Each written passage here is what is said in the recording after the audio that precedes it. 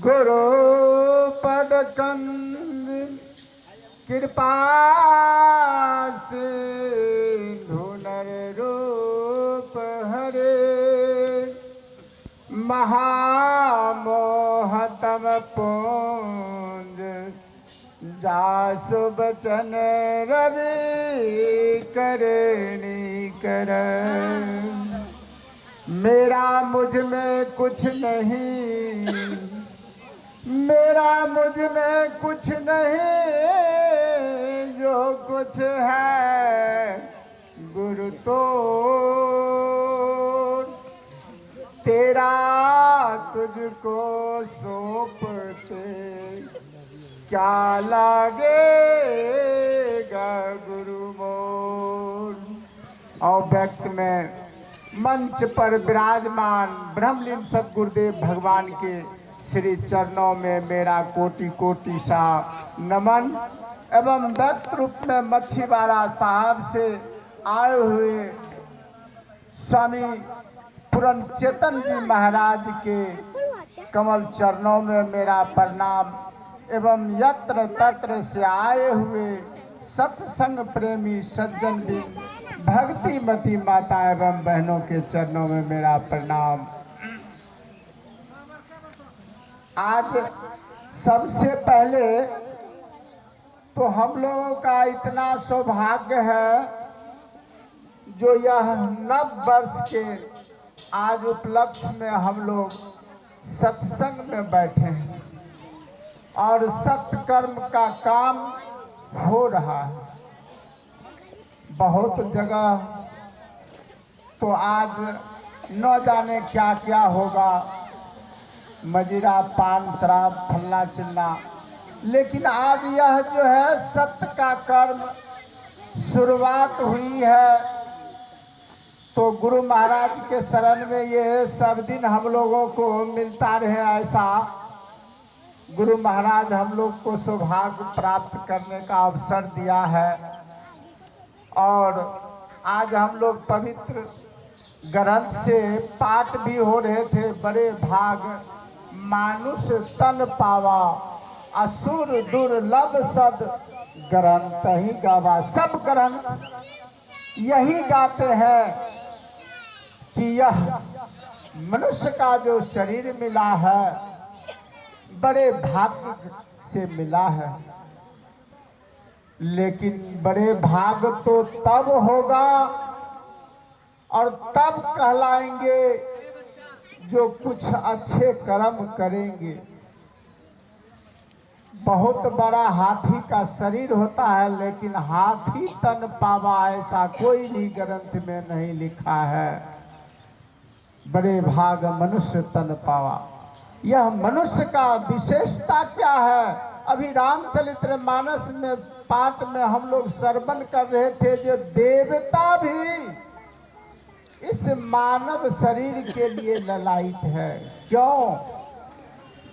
हम लोग बहुत क्या करते हैं, देवी देवता का पूजा करने में ज्यादा आस्था रखते हैं। देवी देवता के पूजा करने में आज इस मंदिर लोग कहेंगे हम खाते हैं तो क्या हुआ, पीते हैं शराब तो क्या हुआ, लेकिन मंदिर में जाते हैं पूजा करने के लिए।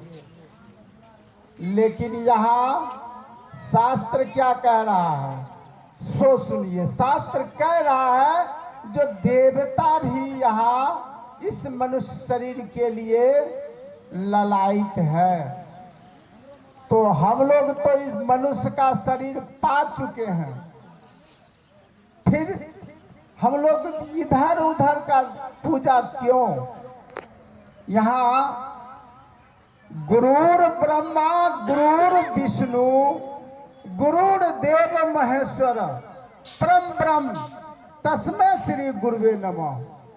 यहाँ सभी देवी देवता का कहना है जो गुरु के शरण में जाइए। गुरु महाराज ही सबका उत्तीर्ण कर सकता है।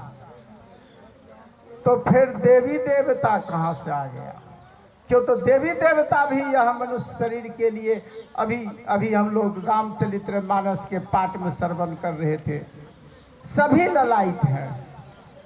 अब ऐसा शरीर पा करके अगर हम विषय में मन लगाते हैं तो फिर यह बड़े भाग्य शरीर नहीं कहलाया जाएगा।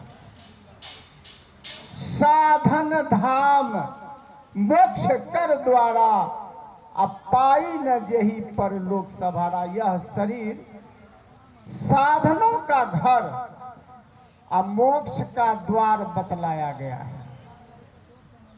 और मिथ्या न जाए देव ऋषि वाणी, यह सत्य है, कोई भी असत्य नहीं हो सकता।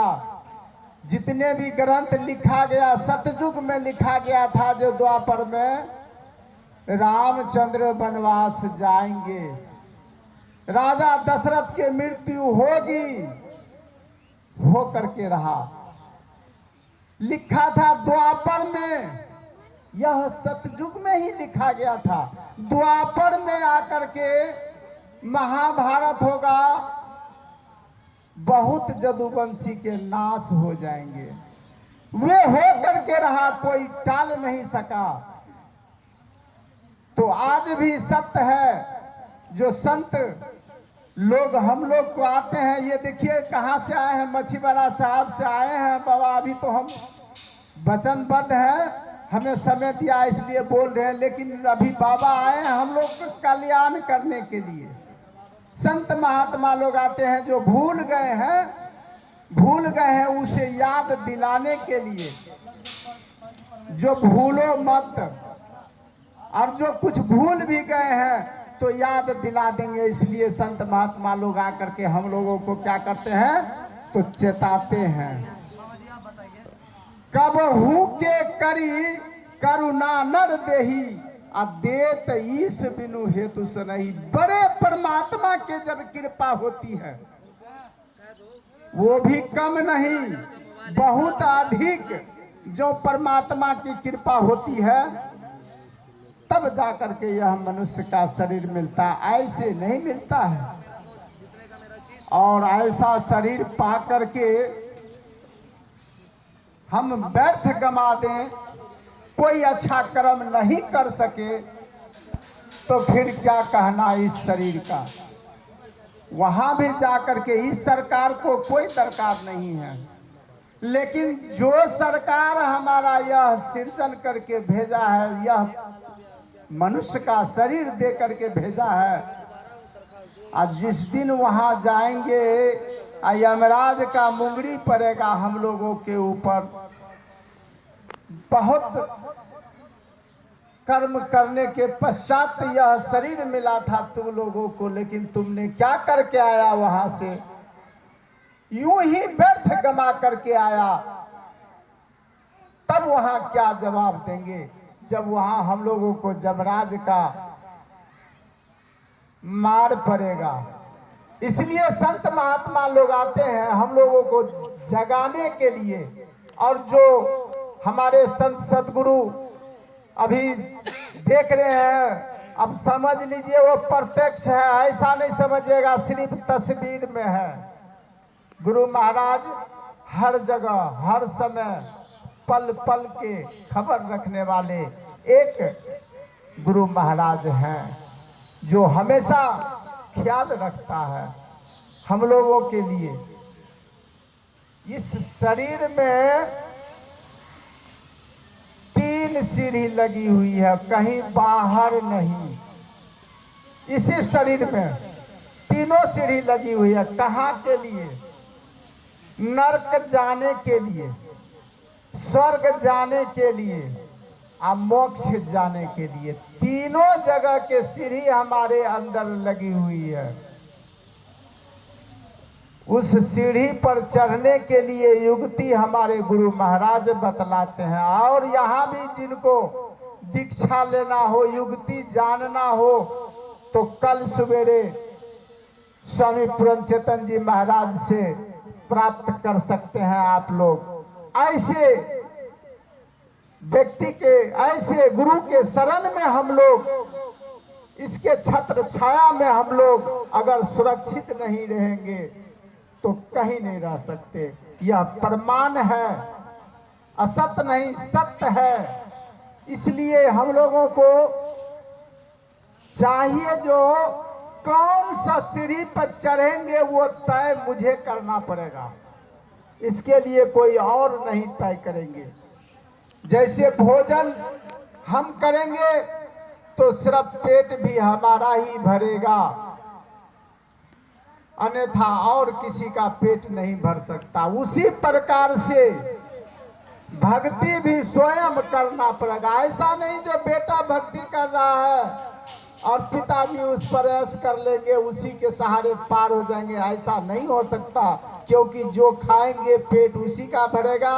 इसीलिए कहा गया है जो यह स्वयं करना पड़ेगा, भक्ति स्वयं करना पड़ेगा। भक्ति बीज बिन से नहीं, जो जुग जाए अनंत अनंत अनंत काल तक जिनके शरीर में भक्ति का बीज पड़ जाएगा, यह मिट्टी में सड़ने वाला नहीं है, आग में जलने वाला नहीं है, यह पानी में गलने वाला नहीं है, ऐसा बतलाया गया। यह शरीर, अभी सुन रहे थे वीरेंद्र बाबा, यह तो शरीर का नाम है, यह शरीर में रहने वाला प्राणी जो है वह तो अमर है, उनको कहाँ ले जाएंगे? वो तो कभी मरा ही नहीं है, कभी नहीं मरा और ना ही मरेगा। आज से हम नहीं हैं, जब पृथ्वी की सृजन हुई थी तब से है, लेकिन हम कर्म वैसा करें जो ताकि अच्छा कर्म करेंगे तभी हम स्वर्ग वाला सीढ़ी पर चढ़ सकेंगे, अन्यथा मोक्ष वाला सीढ़ी पर सब चढ़ सकेंगे। जो जैसा करेंगे वैसा सीढ़ी पर चढ़ने के लिए उनको मिलेगा। तो वह विचार हमको स्वयं करना है जो हम क्या करें। अब इसके लिए कोई और को सोचने की आवश्यकता ही नहीं, इसके लिए तो स्वयं हम लोग को विचार करना है। इसके लिए इस पाठशाला में एक तो और भी ये हम लोगों का पाठशाला है। सबसे पहले आसन लगा करके बैठने के लिए यहाँ कला सीखी जाती है। जैसे हम स्कूल में जा करके अध्यापक से सीखते हैं, कुछ पढ़ने के लिए जानते हैं, वे पढ़ाते हैं, उस प्रकार से ये हमारा पाठशाला ये है। ये गुरु महाराज का पाठशाला है, ये हमारा नहीं, सबों के लिए पाठशाला है ये। यहाँ बैठने के लिए अभ्यास करत करत अभ्यास जरमत हो तो सुजान, और रसरी आबत जाबत सिल पर परत निशान। इसलिए ये धीरे धीरे धीरे धीरे अभ्यास अगर हम करते रहेंगे, 5 मिनट 10 मिनट 20 मिनट इसी तरह से आधा घंटा होते होते कभी 1 घंटा स्वामी व्यासानंद जी महाराज के प्रवचन में हम लोग सुने थे। कहा आधा घंटा अगर ध्यान करेंगे तो क्या परमात्मा का प्राप्त कर सकते हैं? तो कहा नहीं। स्वामी व्यासानंद जी महाराज कहते थे जो हाँ हमको तो नहीं हुआ, अगर आप चाहते हैं तो करके देख लीजिए। इसके लिए गृहस्थ को कम से कम 1 घंटा एक आसन पर बैठना चाहिए। गृहस्थ लोग जो हैं वो अभ्यास करते करते कम से कम 1 घंटा, सुबह सो करके जब उठते हैं 4 बजे, तो 1 घंटा अगर बैठेंगे, अगर उससे 4 बजे में भी अगर किसी को जरूरत है काम का तो वो 1 घंटा और पहले उठे 3 बजे। मुहूर्त के टाइम तो 3 बजे ही संत महात्मा लोग बतलाया है। इसलिए उस समय में ना ही बेटा आवाज देगा, ना बेटी, ना परिवार, घर के कोई भी आवाज देने वाला नहीं मिलेगा। इसलिए हमको चाहिए सवेरे में कम से कम 1 घंटा बैठने के लिए। उसके बाद क्या बतलाया है? कहा जो ब्रह्मचर्य पालन करना चाहता हो, कहा उसके लिए 2 घंटा बैठना जरूरी है। 2 घंटा आसन लगा के बैठेंगे वो, तब जाकर के उसका ब्रह्मचर्य पालन हो सकता है। और कहा संत महात्मा लोग जो है उनके लिए क्या कहा, उनके लिए कहा 3 घंटा बैठना चाहिए, तब जाकर के उनका वचन जो निकलेगा तो आम लोगों के ऊपर वह प्रभावित होगा, तब जाकर के उनका प्रभाव जो है पड़ेगा। इसके लिए कहता है 3 घंटा संत महात्मा लोग को बैठने का अभ्यास 3 घंटा होना चाहिए। और बैठते भी हैं, देखता है बाबा लोग बैठता भी है 3 घंटा, लेकिन आम लोग को 1 घंटा कहते हैं बैठने के लिए कम से कम। तो वो कहाँ जाएंगे सीखने के लिए? वो यही जगह है जो अपना आसन लगा करके बैठेंगे तो जाकर के धीरे धीरे अभ्यास बनेगा, ये धीरे धीरे अभ्यास बनेगा। और बिना ध्यान के चाहेंगे बेड़ा पार होने के लिए, और करेंगे हम कुछ नहीं, परमात्मा का ख्याल करेंगे जो परमात्मा हमारे लिए बेमुख है। बहुत के मुंह से सुनेंगे और सुनते हैं, क्या करें? आप तो भाई, आप तो अंकल ठीक है, आप तो भाई साहब ठीक है, लेकिन हमारा कुछ ठीक नहीं चलता, परमात्मा हमारे ऊपर ध्यान नहीं देते। लेकिन यहाँ परमात्मा जो है वो भी कहते हैं, अरे भाई तुम कहाँ भटके हुए हो?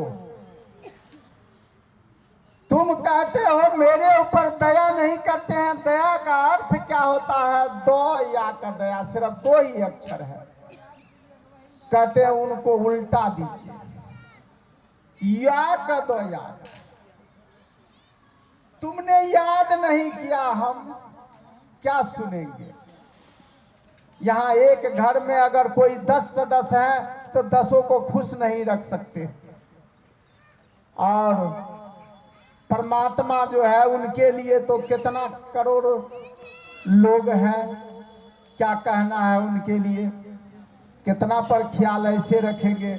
लेकिन यहाँ गुरु महाराज कहते तुम याद तो करके देखो, ध्यान के माध्यम से। कहता हम जो दिन भर में पाप कर्म किए हैं तो उसका पहाड़ खड़ा हो गया। भर दिन जो हम लोग गलत गलत चीज करते हैं, गलत बोलते हैं, झूठ चोरी नशा हिंसा जो हम करते रहते हैं, है एक झूठ, नशा है दूसर, तेसर पर के नारी हो, चौथी चोरी, पंचम हिंसा। इनको दिल से हटाओ।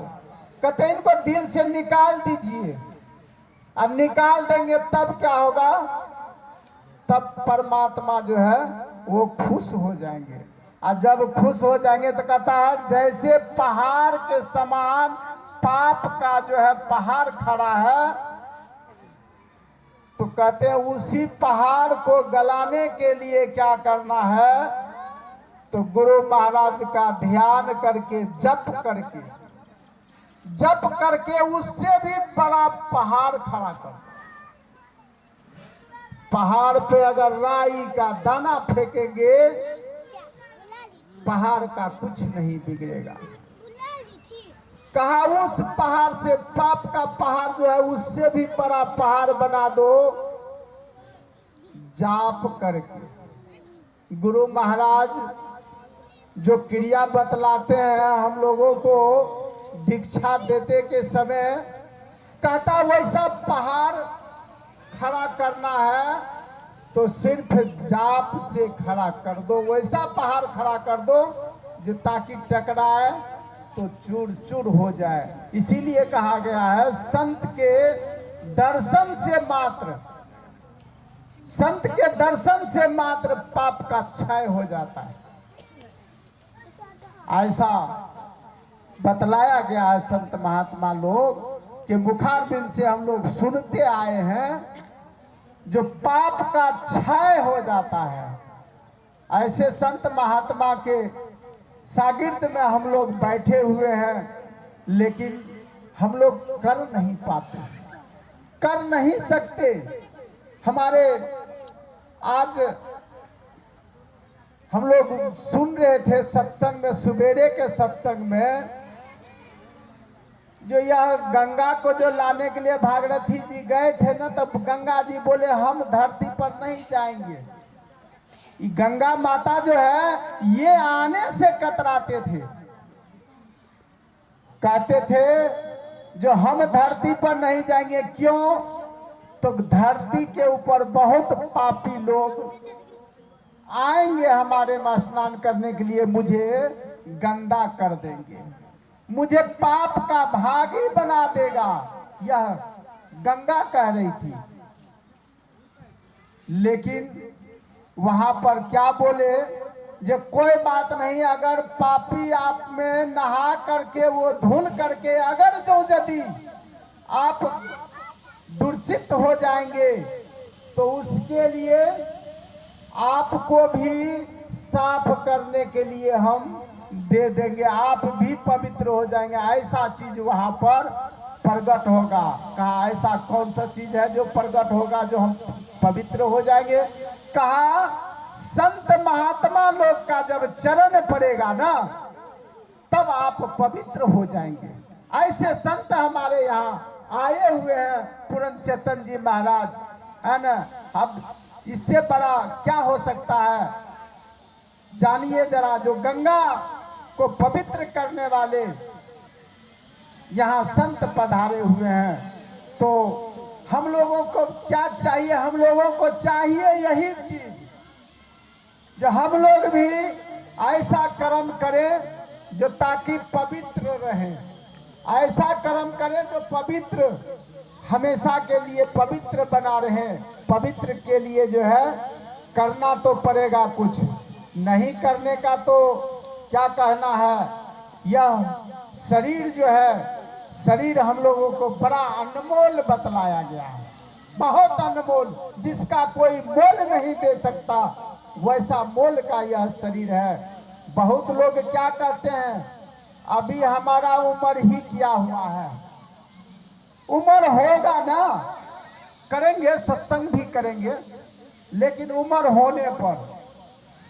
लेकिन इतने लोग यहाँ बैठे हुए हैं, जरा मुझे कोई भी बताए जो मैं कब मरूंगा। अगर कोई जानता हो तो मुझे बता दे जो मैं कब मरूंगा। क्यों? बाप के आगे बेटा मर जाता है, बेटा चला जाता है, दादा जीवित रहते हैं, लेकिन उसके पीछे जो है पोता चला जाता है, लेकिन दादा बहुत का जीवित रहता है। ऐसा क्यों? कब दिन कब का इंतजार करेंगे? कब हम इंतजार करते रहेंगे? कैसा इंतजार? किसको कहते हैं इंतजार?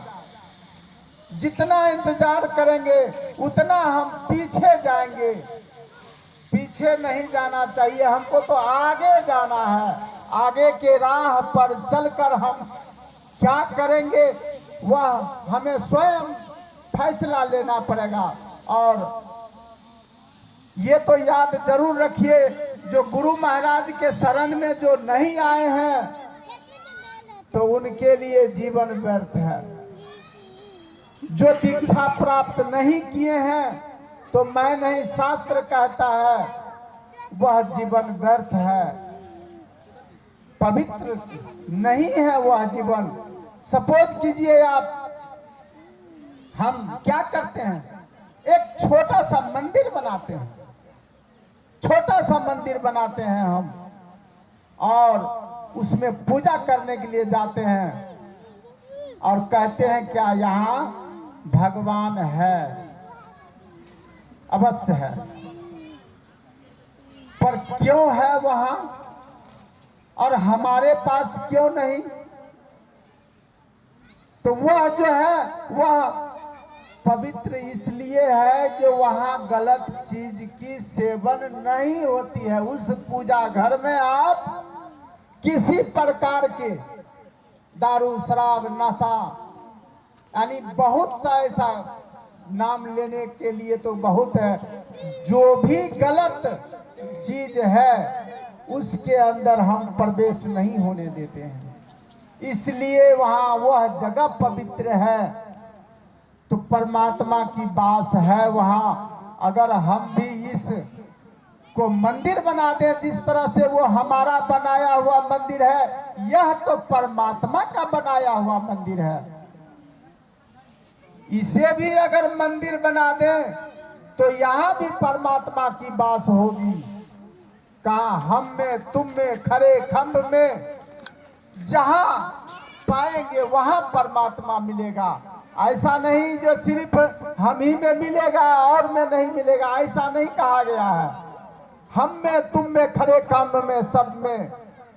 भक्त प्रहलाद को जब हिरण्यकश्यप पिता थे, लेकिन उनका नाम नहीं भज रहा था, हिरण्यकश्यप कहा तुझे मार देंगे आज, बुलाओ तुम्हारे पास है कोई तुम्हें बचाने वाला। तो खंबा में बांध रखा था, जो खंबा में बांध रखा था, ऐसे कहा आज तुम बुलाओ, तुम्हारे पास अगर कोई है बचाने वाला तो बुलाओ। भक्त प्रहलाद कहते हैं हाँ है, हमें बचाने वाले हैं, तो कहाँ है बुलाओ।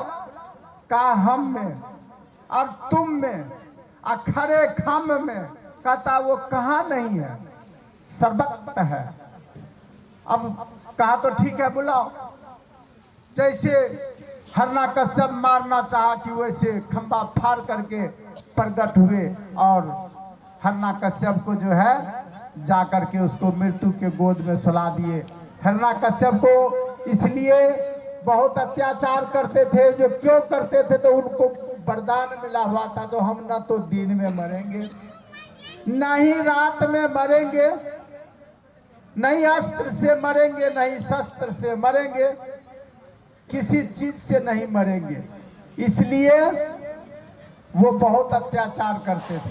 सिर्फ मेरा नाम लो, भगवान कहाँ है? लेकिन उसका पुत्र हिरण्यकश्यप जो था वो कहते थे नहीं, आप तो मनुष्य हैं, भगवान तो कोई और है, आप भगवान तो हो नहीं सकते। इसीलिए उनके ऊपर अत्याचार करते थे। लेकिन हिरण्यकश्यप को मार दिया। कहा जिस समय में सूर्य का अस्त होने वाला था, ना दिन था ना रात था, घर के बाहर में भी नहीं, घर के ओलती के सामने जहाँ ना घर था ना बाहर था, और हिरण्यकश्यप को मार दिया। तो यह सत्य है, असत्य नहीं है। इसीलिए कब का इंतजार करते हैं हम? उम्र आने का इंतजार कैसा? कहते कोई उम्र आने की या भक्ति के लिए कोई उम्र नहीं होती। हमारे गुरु महाराज सिर्फ 10वां क्लास पढ़ के और निकल गए थे। कितना उम्र होता है उस समय में?